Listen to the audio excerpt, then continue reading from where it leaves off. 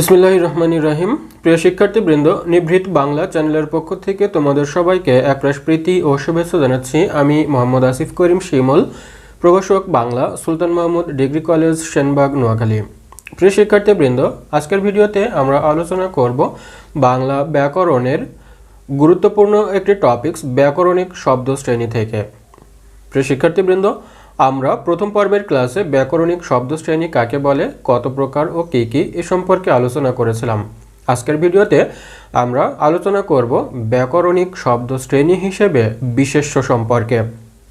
তোমরা ইতিমধ্যেই জানো যে আমরা ব্যাকরণিক শব্দ শ্রেণীকে টোটাল 8টি শ্রেণীতে বিন্যস্ত করেছিলাম: বিশেষ্য, বিশেষণ, সর্বনাম, ক্রিয়া, ক্রিয়া বিশেষণ, যোজক, অনুসর্গ এবং আবেগ শব্দ। তো এই 8 প্রকার শ্রেণীর ভিতরে প্রথম যে শ্রেণীটা আছে বিশেষ্য, এই সম্পর্কেই আজকের ভিডিও। শিক্ষার্থীবৃন্দ, তোমাদের যেভাবে প্রশ্ন এসে থাকে বিশেষ করে উচ্চ মাধ্যমিক পর্যায়ে ব্যাকরণিক শব্দ শ্রেণী থেকে, তার ভিতরে অন্যতম হচ্ছে ব্যাকরণিক শব্দ শ্রেণী বলতে কী বুঝো, ব্যাকরণিক শব্দ শ্রেণী হিসেবে বিশেষ্য সম্পর্কে আলোচনা করো। আমরা আজকের পর্বে বিশেষ্য সম্পর্কে বিস্তারিত আলোচনা করব। প্রিয় শিক্ষার্থীবৃন্দ, আমি বলেছিলাম যে মাধ্যমিক কিংবা নিম্ন মাধ্যমিক পর্যায়ে আমরা যেটিকেই পদ হিসেবে জেনে এসেছি সেটিই উচ্চ মাধ্যমিক পর্যায়ে ব্যাকরণিক শব্দ শ্রেণী হিসেবে জানব। তো আমাদের আজকের আলোচ্য বিষয় বিশেষ্য। চলো বন্ধুরা, আমরা সরাসরি আলোচনায় ফিরে যাই। আমাদের আলোচ্য বিষয় হচ্ছে বিশেষ্য, ইংরেজিতে যেটাকে আমরা নাউন বলে থাকি। প্রিয় শিক্ষার্থীবৃন্দ, বিশেষ্য কাকে বলে? আমরা মাধ্যমিক পর্যায়ে কিংবা নিম্ন মাধ্যমিক পর্যায়ে যে সংজ্ঞাটি জেনেছি, উচ্চ মাধ্যমিক পর্যায়েও সংজ্ঞাটা একই আছে। অর্থাৎ আমরা জেনে আসছি যে কোনো কিছুর নামকেই বিশেষ্য বলে। যে কোনো কিছুর নাম হতে পারে, তো সেই নামগুলোকেই মূলত বিশেষ্য বলে। তো আমরা যদি সংজ্ঞাটা ভালোভাবে বলতে যাই তাহলে বলতে পারি যেই শব্দ দ্বারা কোনো ব্যক্তি, বস্তু, স্থান বা গুণের নাম বোঝায় তাকেই বিশেষ্য বলে। তো সেই হিসেবে আমরা কয়েকটি উদাহরণ দিই। যেমন মনে করো যে একটা উদাহরণ দিলাম মানুষ, একটা উদাহরণ দিলাম রবীন্দ্রনাথ, একটা উদাহরণ দিলাম কলকাতা, একটা উদাহরণ দিলাম সৌন্দর্য, ইত্যাদি ইত্যাদি। তার মানে আমরা বলতে চাচ্ছি যে শব্দের দ্বারা কোনো ব্যক্তি, বস্তু, স্থান বা গুণের নাম বোঝায় সেটাকেই আমরা বিশেষ্য বলতে পারি। তো আমি এখানে ব্যক্তির নাম দিয়েছি, স্থানের নাম দিয়েছি, সৌন্দর্যের নাম দিয়েছি, বস্তুর নাম দিয়ে দিই, মনে করো একটা টেবিল। তো এগুলোই হচ্ছে বিশেষ্য। তো এটা গেল বিশেষ্যের সংজ্ঞা। আমি আবারও বলছি, যে শব্দ দ্বারা কোনো ব্যক্তি, বস্তু, স্থান বা গুণের নাম বোঝায় তাকে আমরা বিশেষ্য বলবো। তো প্রশ্নটা আসে যে বিশেষ্য সম্পর্কে বিস্তারিত আলোচনা করো। তার মানে আমরা যদি বিশেষ্যের শুধুমাত্র সংজ্ঞা এবং উদাহরণ দিই তাহলেই পরিপূর্ণ প্রশ্নের উত্তর কিন্তু হচ্ছে না। আমাদের যদি প্রশ্নের উত্তরে পরিপূর্ণতা আনতে হয় তাহলে অবশ্যই এই বিশেষ্য সম্পর্কে আরও বিস্তারিত বলার প্রয়োজন থাকবে। যেহেতু এখানে নাম্বার আছে 5, সুতরাং অল্প কথায় উত্তর দিলে কিন্তু যথেষ্ট নয়। পরীক্ষককে বোঝাতে হবে যে বিশেষ্য সম্পর্কে আমি কতটুকু জানি বা তুমি কতটুকু জানো, সেটা কিন্তু পরীক্ষককে অবশ্যই বোঝাতে হবে 5 নম্বরের জন্য। তো আমরা প্রথমে বিশেষ্য সম্পর্কে বিশেষ্যের সংজ্ঞা দিলাম, উদাহরণ দিলাম। এবার বিশেষ্য সম্পর্কে বা বিশেষ্যের ক্লাসিফিকেশন করব। অর্থাৎ বিশেষ্যকে আমরা আরও কয় ভাগে ভাগ করতে পারি, কয়ভাবে বিন্যস্ত করতে পারি, সেগুলোর আবার কত ভাগে উপবিভাগ করতে পারি, সেগুলো কিন্তু আমাদের দেখাতে হবে। তার মানে আমরা এখানে এবার বিশেষ্যের শ্রেণী বিভাগ করব। তো আমরা যেহেতু বলছি যে কোনো কিছুর নামকে বিশেষ্য বলে বা ব্যক্তি, বস্তু, স্থান বা গুণের নাম যখন বোঝাচ্ছে সেটাকে আমরা বিশেষ্য বলছি, তাহলে আমরা যখন ক্লাসিফিকেশন করব বা তার যখন শ্রেণী বিন্যাস করব তখন আমাদের দেখতে হবে আসলে কোন ধরনের নাম বোঝাচ্ছে, সেই ধরনের উপর ভিত্তি করেই কিন্তু আমাদের ক্লাসিফিকেশনগুলো করতে হবে। তো যে ধরনের নামকে বোঝানো হয় সেই ধরনের উপর ভিত্তি করে আমরা বিশেষ্যকে প্রধানত, আমি আবারও বলছি, বিশেষ্যকে প্রধানত দুইটি ভাগে ভাগ করতে পারি।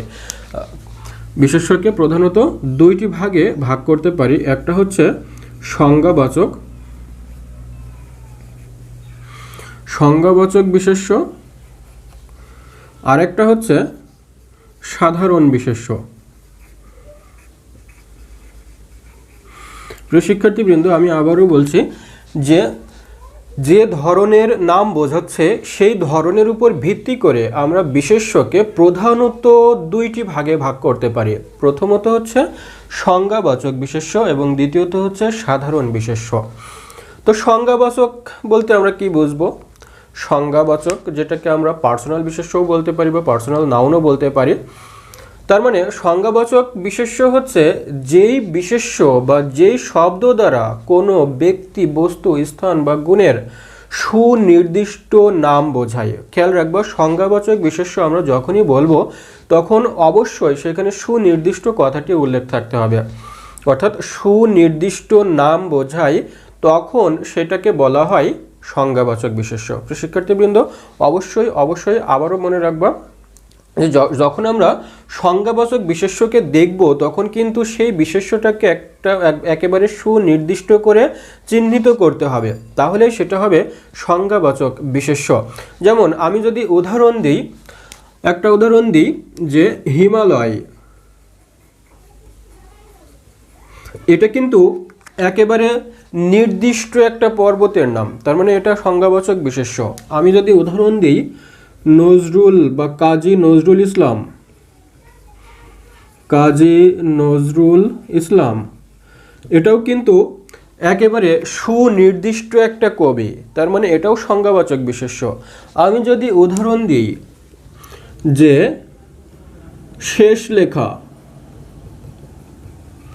এটাও কিন্তু রবীন্দ্রনাথ ঠাকুরের স্পেসিফিক একটা লেখা, একটা গ্রন্থ, একটা কাব্যগ্রন্থ। তার মানে যেটা আমি সংজ্ঞাবাচক বলছি সেই সংজ্ঞাবাচক বিশেষ্যটা অবশ্যই সুনির্দিষ্ট হতে হবে। আমি যে নামটা বলবো সেই নামটা দিয়ে অবশ্যই কিন্তু সুনির্দিষ্ট কোনো কিছুকে বোঝাতে হবে, তখনই হবে সেটা সংজ্ঞাবাচক বিশেষ্য। প্রিয় শিক্ষার্থীবৃন্দ, আশা করি তোমরা এটা বুঝতে পেরেছো।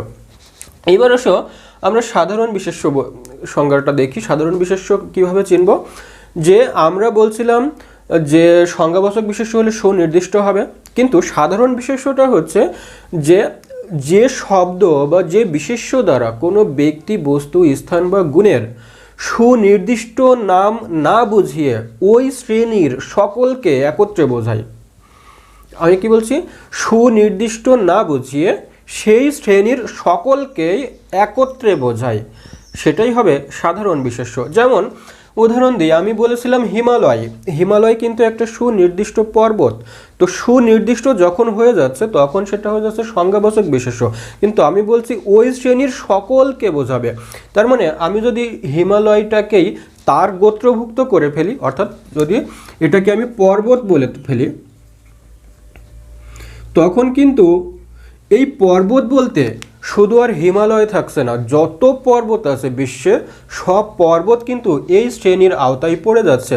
সেখানে হিমালয় পর্বত হতে পারে, আলপস পর্বত হতে পারে, আরও যে সমস্ত পর্বত আছে মাউন্ট এভারেস্ট হতে পারে, সকল ধরনের পর্বত কিন্তু এই শ্রেণীর ভিতরে পড়ে যাচ্ছে। তার মানে কি? তার মানে সংজ্ঞাবাচক বিশেষ্য যেখানে নির্দিষ্ট ছিল সেখানে সাধারণ বিশেষ্য হচ্ছে ওই জাতীয় সকলকেই প্রতিনিধিত্ব করছে। তার মানে আমি হিমালয়ের পরিবর্তে পর্বত লিখছি, পর্বত তখন সমস্ত পৃথিবীর পর্বত এক জায়গাতে হয়ে যাচ্ছে।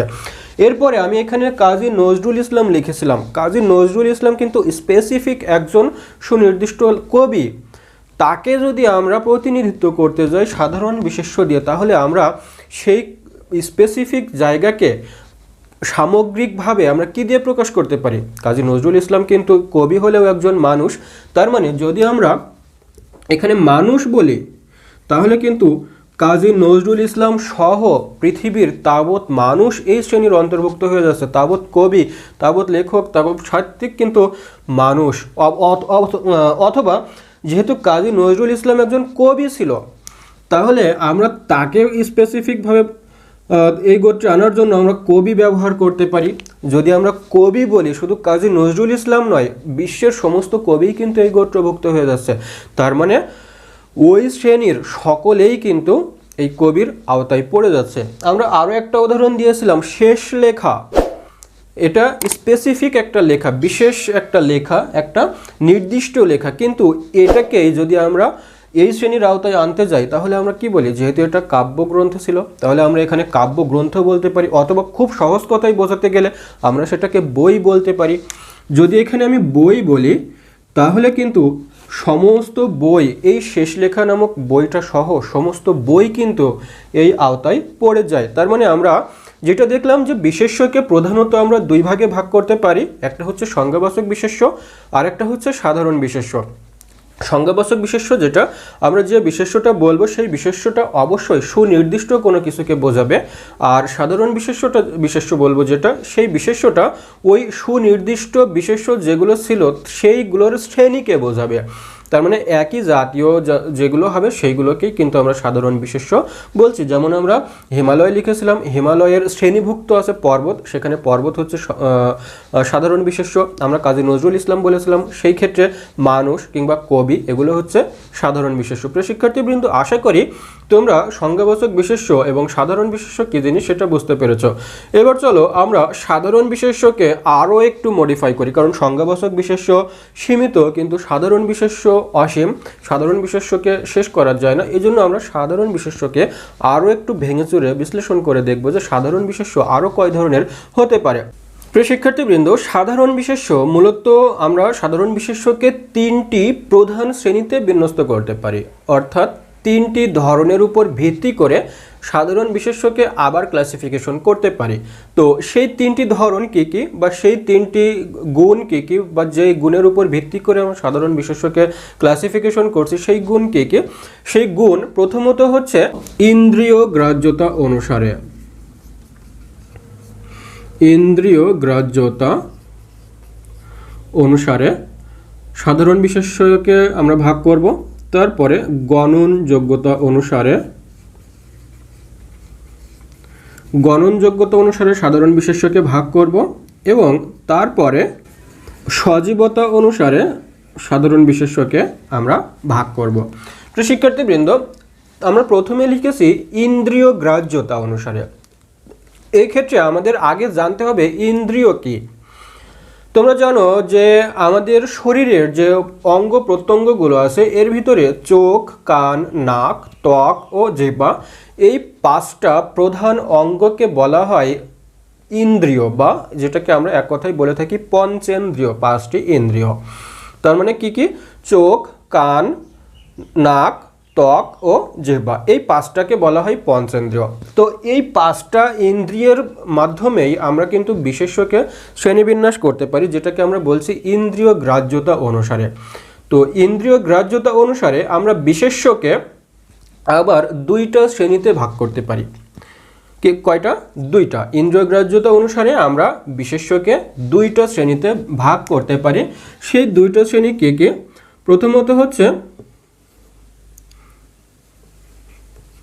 মূর্ত বিশেষ্য, আর দুই নম্বর হচ্ছে ভাব বিশেষ্য। মূর্ত বিশেষ্য এবং ভাব বিশেষ্য। তো শিক্ষার্থীবৃন্দ, একটু খেয়াল করো যে আমরা বলছি যে ইন্দ্রিয় গ্রাহ্যতা অনুসারে যে বিশেষ্য, ইন্দ্রিয় গ্রাহ্যতা অনুসারে আমরা বিশেষ্যকে প্রধানত দুইটি ভাগে ভাগ করছি, একটা হচ্ছে মূর্ত বিশেষ্য আর একটা হচ্ছে ভাব বিশেষ্য। তাহলে এই মূর্ত বিশেষ্যটা কী জিনিস, এবং সেখানে ইন্দ্রিয়ের সাথে এই বিশেষ্যের সম্পর্কটাই বা কী? এক্ষেত্রে তোমাদের বলে রাখি যে আমরা পঞ্চ ইন্দ্রিয় যেগুলো ব্যবহার করি তার ভিতরে চোখ ব্যবহার করি দেখার জন্য, নাক ব্যবহার করি ঘ্রাণ নেওয়ার জন্য, কান ব্যবহার করি শোনার জন্য, তারপরে ত্বক ব্যবহার করে স্পর্শ অনুভব করার জন্য, জিহ্বা ব্যবহার করি স্বাদ নেওয়ার জন্য। এই হচ্ছে এই পাঁচটা ইন্দ্রিয়ের কাজ। তার মানে যেই বিশেষ্য দ্বারা এই পাঁচটি ইন্দ্রিয়ের কোনো একটি কার্য সম্পন্ন হবে সেটাই কিন্তু হয়ে যাবে কি বিশেষ্য বলো তো? সেটাই হয়ে যাবে মূর্ত বিশেষ্য। অর্থাৎ যে বিশেষ্য আমরা দেখতে পারবো, আমরা ছুঁইতে পারবো, আমরা ঘ্রাণ নিতে পারবো, আমরা অনুভব করতে পারবো, সেই বিশেষ্যটাই হচ্ছে মূর্ত বিশেষ্য বা হ্যাঁ, সেই বিশেষ্যটাই হচ্ছে মূর্ত বিশেষ্য। যেমন আমার হাতে তোমরা এখন দেখতে পাচ্ছ একটি মার্কার আছে, এটাকে যদি আমরা মার্কার না বলে কলম বলি বা পেন বলি অথবা মার্কারই বলি, সেটা কিন্তু আমি এটা ধরে আছি, তার মানে আমি এটা স্পর্শ করতে পারছি, আমি আমার চোখের সামনে আছে, আমি এটা দেখতে পাচ্ছি। এটা যদি আমি এর কালি খুলে একটু ঘ্রাণ নিতে যাই, তাহলে কিন্তু এর ভেতরের যে কালিটা আছে সেই কালির ঘ্রাণ নিতে পারছি। তার মানে আমি যেই বিশেষ্যটা দেখতে পারবো, ঘ্রাণ নিতে পারবো, ছুঁইতে পারবো, স্পর্শ করতে পারবো, সেই বিশেষ্যটাকে বলবো আমরা মূর্ত বিশেষ্য। তার মানে যদি আমরা মূর্ত বিশেষ্যের উদাহরণ দিই, তাহলে আমরা কি কি উদাহরণ দিতে পারি? দেখো, আমরা যেটা ব্যবহার করছি মার্কার, এটা একটা উদাহরণ দিলাম। তারপরে মনে করো যে আমরা পানি, তারপরে আমরা উদাহরণ দিতে পারি এই ধরনের, যেমন মানুষ, তারপর টেবিল ইত্যাদি ইত্যাদি। এই ধরনের সব বিশেষ্যই কিন্তু মূর্ত বিশেষ্য, যেগুলো আমরা ইন্দ্রিয়ের সাহায্যে সেগুলোকে দেখতে পারবো, ছুঁইতে পারবো, ঘ্রাণ নিতে পারবো। এরপরে আছে ভাব বিশেষ্য। তো ভাব বিশেষ্যটা কি জিনিস, এটাও আবার ইন্দ্রিয়ের ভিতরে পড়ছে। তো আমরা প্রথম পর্যায়ে দেখলাম যে ইন্দ্রিয় সবগুলোই এখানে কাজে লেগে যাচ্ছে। ভাব বিশেষ্য কি জিনিস? তো ভাব বিশেষ্যটা হচ্ছে এমন কিছু বিশেষ্য আছে যেগুলো আমরা দেখতে পারি না, ধরতে পারি না, ছুঁইতে পারি না, কিন্তু সেগুলো মনে মনে একটা ফিলিংস হয়, অনুভূতি হয়, সেই জিনিসটাকেই বলা হয় মূলত ভাব বিশেষ্য। যেমন আমি যদি আমার শরীরে এখানে একটা আঘাত করি, তাহলে দেখব যে আমি এখানে ব্যথা পাচ্ছি। তো এই ব্যথা, এই জিনিসটা আমি কিন্তু দেখাতে পারবো না। তুমি যদি আমাকে জিজ্ঞাসা করো ব্যথা দেখাও, কোন জায়গাতে ব্যথা লেগেছে, আমি সেই জায়গাটা দেখাতে পারবো, কিন্তু আমার এই অনুভবটাকে কিন্তু দেখাতে পারবো না। তার মানে এই ব্যথাটা কিন্তু আমরা বলতে পারি যে ভাব বিশেষ্য। তো আমরা সেইভাবে আমরা যে ভালোবাসার কথা বলি, এই ভালোবাসা নিয়ে এই পৃথিবী, এই ভালোবাসা আমরা একে অপরের সঙ্গে সম্পর্কটা দেখতে পারি, মেলামেশা দেখতে পারি, কিন্তু ভালোবাসা, হৃদয়ের যে অনুভূতিটা, এই অনুভূতিটা কিন্তু দেখতে পারি না। তার মানে ভালোবাসাটাও কিন্তু ভাব বিশেষ্য। আবার যে আমি ভেতর মানুষের যে সৌন্দর্য আছে, এই সুন্দর জিনিসগুলো দেখতে পারি। যেমন আমার চোখটা সুন্দর, অনেকের কপাল সুন্দর, অনেকের ভুরু সুন্দর, মুখ সুন্দর, কথা সুন্দর, এই সুন্দর জিনিসগুলো দেখতে পারি, কিন্তু এর ভেতরের যে আসল সৌন্দর্য, এই সৌন্দর্যটাকে কিন্তু দেখা যায় না। তার মানে কি, যেগুলো দেখা যায় না, অনুভব করতে হয়, সেই জিনিসটাকেই বলা হয় ভাব বিশেষ্য। তো এইখানে ভাব বিশেষ্যর উদাহরণ হিসেবে আমরা বলতে পারি যে ভালোবাসা,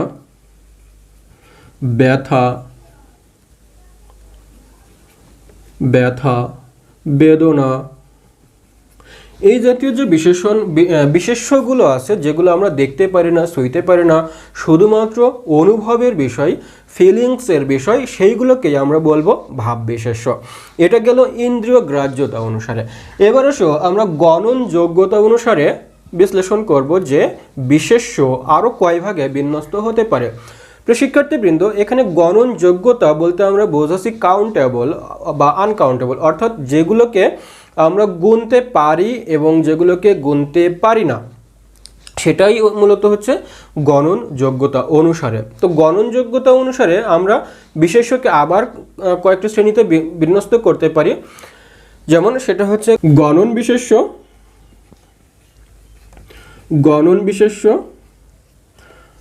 তারপর হচ্ছে পরিমাপ বিশেষ্য, আর 3 নম্বর হচ্ছে সমষ্টি বিশেষ্য। কি গণন যোগ্যতা অনুসারে আমরা বিশেষ্যকে আরও 3টি শ্রেণীতে ভাগ করতে পারি। একটা হচ্ছে গণন বিশেষ্য, একটা পরিমাপ বিশেষ্য, আর একটা হচ্ছে সমষ্টি বিশেষ্য। তো এখন আসো আমরা এই যে বিশেষ্যগুলো বললাম, এই বিশেষ্যগুলো কিভাবে চিনব, বা এই বিশেষ্যগুলোকে কিভাবে আইডেন্টিফাই করব, বা এই বিশেষ্যগুলো আসলে কাকে বলে। তো গণন বিশেষ্য তোমরা বুঝতেই পারছো, যে বিশেষ্য বা যে শব্দ দ্বারা আমরা যেটা বোঝাতে চাচ্ছি, বিশেষ্যকে বোঝাতে চাচ্ছি, সেই বিশেষ্যটা যদি 1, 2, 3 ইত্যাদি সংখ্যা দ্বারা গণনা করা যায় এবং সেটার যদি বহু বচন নির্দেশ করা যায়, সেটাই হবে গণন বিশেষ্য। আবারও খেয়াল করো, যে বিশেষ্য 1, 2, 3 ইত্যাদি সংখ্যা দ্বারা গণনা করা যাবে এবং সেগুলোকে বহু বচন নির্দেশ করা যাবে, সেটাই হবে গণন বিশেষ্য। তাহলে এই গণন বিশেষ্যর উদাহরণ কি হবে? যেমন আমি যদি বলি যে শিক্ষক, তাহলে আমরা কিন্তু সেখানে একটা প্রতিষ্ঠানে যদি যাই সেখানে দেখতে পারি যে কোথাও 20 জন শিক্ষক আছে, কোথাও 5 জন শিক্ষক আছে। তার মানে আমরা কিন্তু 1 2 3 সংখ্যা দ্বারা শিক্ষককে বিন্যস্ত করতে পারছি।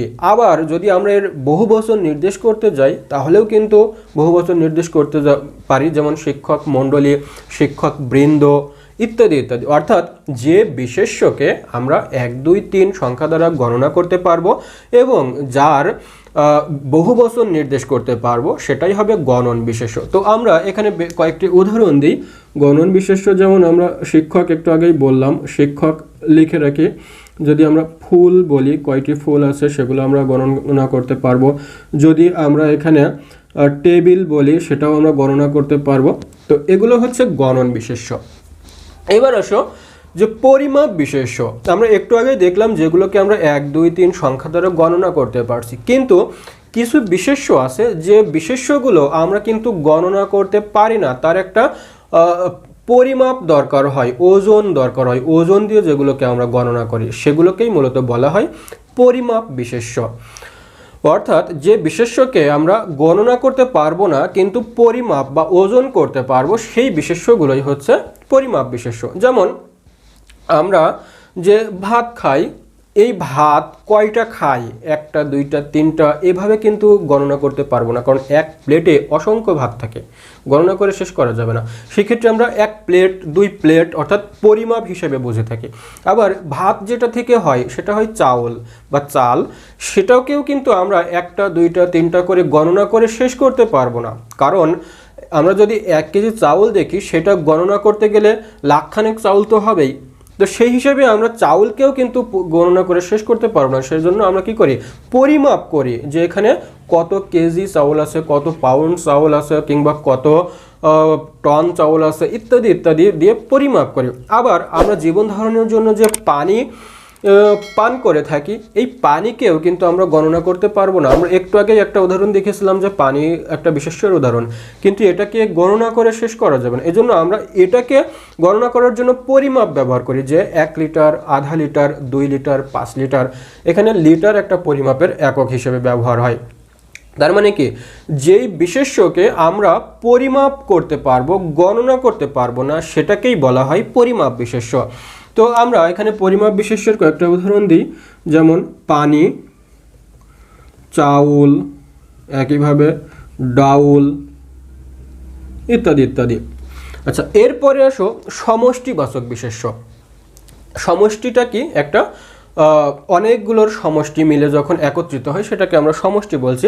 তার মানে যেটাকে আমরা গণনা করতে পারবো না কিংবা পরিমাপ করতে পারবো না, একত্রিত করে বোঝাতে পারবো, সেটাই হচ্ছে সমষ্টি। যেমন মনে করো যে একটা খেলার টিম বা একটা ফুটবল টিম, সেখানে আমরা কতজন সদস্য পাই, কিংবা একটা ক্রিকেট টিম, সেখানে আমরা কতজন সদস্য পাই। এই সদস্যগুলোকে যখন একত্রে একটা মাত্র বিশেষ্য দ্বারা চিহ্নিত করা হবে তখন সেটা হবে সমষ্টি বিশেষ্য। যেমন একটা ক্রিকেট টিমে আমরা 11 জন সদস্য পাই। তো এই 11 জন সদস্যকে একত্রে কি বলা হয়, একটা টিম বলা হয় ইংরেজিতে, যেটাকে বাংলায় বলা হয় দল। সেই দলটা কিন্তু একটা বিশেষ্য এবং সেটা অবশ্যই সমষ্টি বিশেষ্য। আবার মনে করো যে আমরা দেখি যে আমাদের গ্রামগঞ্জে বিভিন্ন জায়গায় বিভিন্ন সমিতি হয়, তো এই সমিতিতে অসংখ্য মেম্বার থাকে। দেখা যাচ্ছে একটা কেন্দ্রের যে কোনো সমিতির একটা কেন্দ্রে মিনিমাম 200 থেকে 250 জন সদস্য থাকে। তো এই সব সদস্যকেই যদি আমরা একটা জায়গায় একই বিশেষ্য দ্বারা বোঝাতে চাই তখন সেটাকে আমরা কি বলি, একটা সমিতি বলি। আবার কোনো একটা সামাজিক সংগঠন কাজ করছে, তো সেই সংগঠনের সকলকে একত্রে বোঝানোর জন্য আমরা সেটাকে সংঘ বলে থাকি। তো এইভাবে যখন আমরা কোনো কিছুকে সমষ্টি দ্বারা নির্দেশ করব, সেই সমষ্টিটাকেই বোঝানো হবে যে সমষ্টি বিশেষ্য। যেমন আমরা যদি এখানে বলি যে সমিতি, দল, তারপরে সংঘ, ইত্যাদি। তারপর মনে করো যে মিছিল যখন হয়, সেই মিছিলেও কিন্তু অসংখ্য লোক থাকে, তো সেই অসংখ্য লোককে একত্রে বোঝানোর জন্য আমরা সেটাকে মিছিল বলে থাকি। তো এই মিছিলকেও কিন্তু আমরা সমষ্টি বিশেষ্যের ভিতরে ফেলতে পারি। তার মানে আমরা দেখতে পারছি যে 2 নম্বর যে গণনযোগ্যতা অনুসারে আমরা বিশেষ্যের ক্লাসিফিকেশন করছিলাম, সেখানে আমরা বিশেষ্যকে 3টা শ্রেণীতে বিন্যস্ত করছি: গণন বিশেষ্য, পরিমাপ বিশেষ্য এবং সমষ্টি বিশেষ্য। প্রিয় শিক্ষার্থীবৃন্দ, আমাদের বাদ থাকছে আর সজীবতা অনুসারে। অর্থাৎ সজীবতা বলতে কি, সেই জিনিসটা সজীব নাকি অজীব, অর্থাৎ জীবন্ত নাকি মৃত, সেই হিসেবে আমরা বিশেষ্যকে আরও 2টি শ্রেণীতে বিন্যস্ত করতে পারি। একটা হচ্ছে সজীব বিশেষ্য আর একটা হচ্ছে অজীব বিশেষ্য। অজীব বিশেষ্য। তাহলে সজীব বিশেষ্য কি হবে? সজীব বিশেষ্য আমরা বলছি জীবন্ত কিনা, অর্থাৎ যে বিশেষ্য জীবন্ত, নড়াচড়া করে কিংবা যার প্রাণ আছে, এই জাতীয় যে বিশেষ্যগুলো আছে সেইগুলোকে বলা হয় সজীব বিশেষ্য।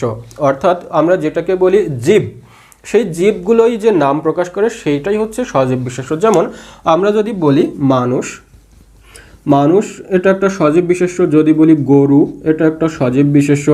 যদি বলি বৃক্ষ, এটাও কিন্তু সজীব বিশেষ্য। এরপরে হচ্ছে অজীব বিশেষ্য।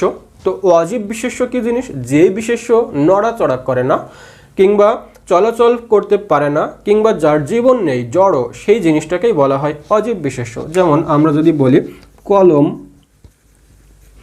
Table, chair. তো শিক্ষার্থীবৃন্দ, এখানে তোমরা বলতেই পারো যে কলম তো এই যে নড়ছে, আসলে কি কলম নিজে নড়ছে নাকি আমি নড়াচ্ছি? আমি নড়াচ্ছি, অর্থাৎ কলমের নিজস্ব নড়ার ক্ষমতা নেই। আবার টেবিল দেখা যাচ্ছে আমরা এক জায়গা থেকে আরেক জায়গায় স্থানান্তর করছি, চেয়ার এক জায়গা থেকে আরেক জায়গায় স্থানান্তর করছি, সেগুলোও তো নড়ছে, আদৌ না। তাদের নিজের চলার কোনো ক্ষমতা নেই, এজন্য তারা অজীব। যদি নিজের চলার ক্ষমতা থাকতো তাহলে সজীব হইতো। তো প্রিয় শিক্ষার্থীবৃন্দ, আশা করি তোমরা বিশেষ্য সম্পর্কে যথেষ্ট বুঝতে পেরেছো। এই ছিল বিশেষ্য এবং বিশেষ্য সম্পর্কিত আলোচনা। যদি ক্লাসটি ভালো লেগে থাকে তাহলে অবশ্যই ভিডিওতে একটি লাইক দিবে, কমেন্ট করে তোমার মন্তব্য জানাবে, কোথায় বুঝতে না পারছো সে জিনিসটাও আমাদের জানাবে, আর অবশ্যই শেয়ার করে বন্ধুদের মাঝে ছড়িয়ে দিবে। প্রিয় শিক্ষার্থীবৃন্দ, যদি আমার চ্যানেলে নতুন হয়ে থাকো তাহলে সবসময় যে কথাটা বলি, চ্যানেলটি সাবস্ক্রাইব করে এরকম ভিডিও পাওয়ার জন্য অবশ্যই পাশে থাকা বেল আইকনটি বাজিয়ে দিবে। আর যারা অলরেডি সাবস্ক্রাইব করে রেখেছো তাদেরকে অসংখ্য ধন্যবাদ জানাচ্ছি। সবাই ভালো থেকো, সুস্থ থেকো, এই প্রত্যাশায় আজকের ভিডিও এখানে শেষ করছি। আল্লাহ হাফেজ।